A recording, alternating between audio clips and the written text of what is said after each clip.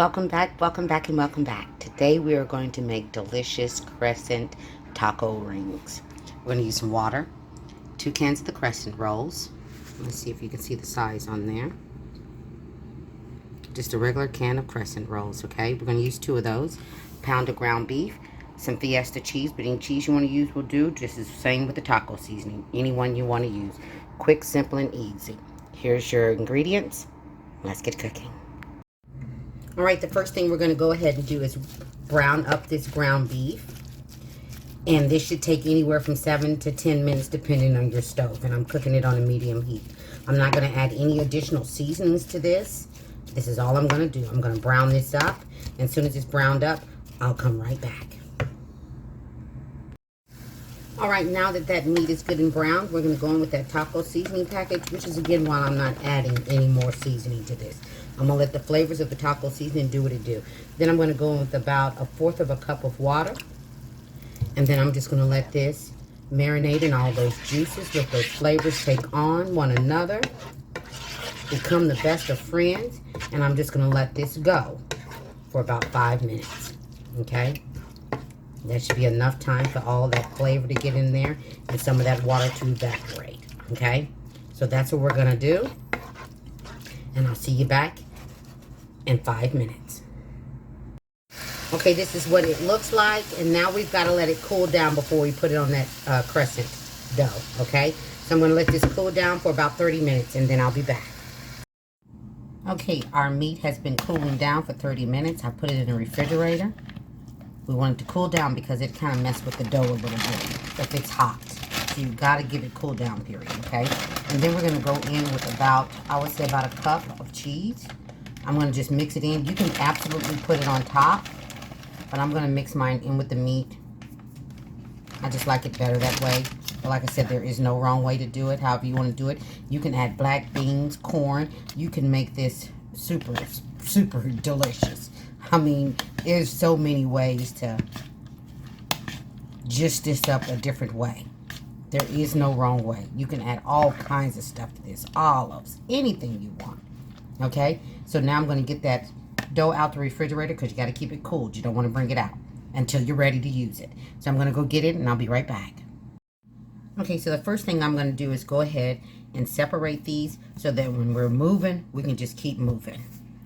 Okay, and I just always take a knife to just kind of give, you can pull it apart, but I just find with me with a knife, I don't have to worry about all the little stragglies and you know how it looks.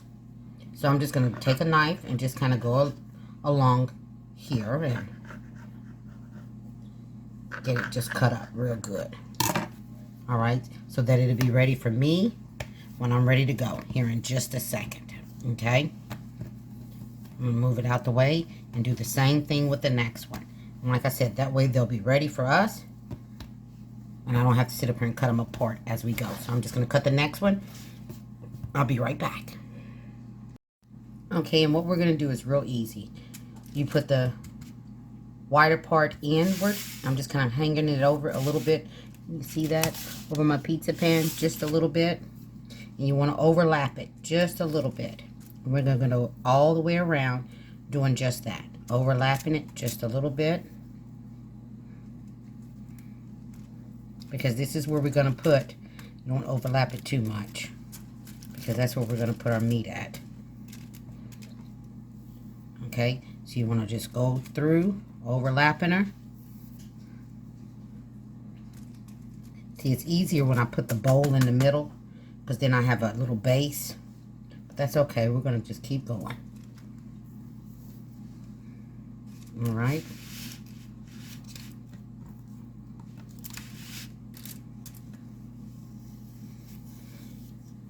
And just keep going. And like I said, you can juice this up by adding a little bit of corn. You can add some black beans.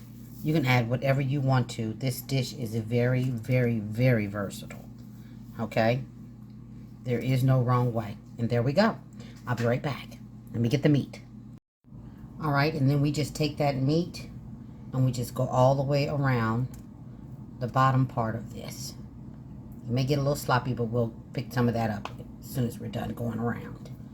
And if you got extra, you got beef burritos later. You can add beans to this too. Yes, you can. There is no wrong way to do this. Like I always say, there is no wrong way. However you want to do it, whatever makes your family happy, that's what you do. Okay? And preheat that oven to 375. And like I said, we'll clean up our little mess here in a minute.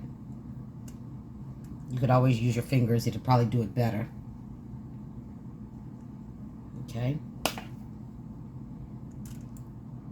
And like I said, this is delicious. Make it once. Your family will love it. And then I'm just going to kind of go back around and fill in a little bit more. Because you're going to have all that dough. And you want to make sure you got meat and that cheese in every single bite. Oh, yes. And if you haven't already, please consider subscribing to the channel. I would absolutely love to have you over here. And I also made a cheeseburger one like this. I'll try to remember to link it.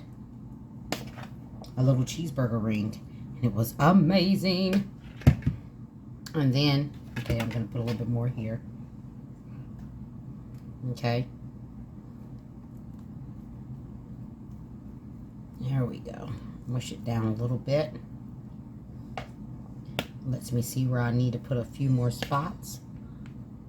And then I'm just going to go through and scoop that out because I want that inside, not outside. Okay? Yes, we do. We want it on the inside.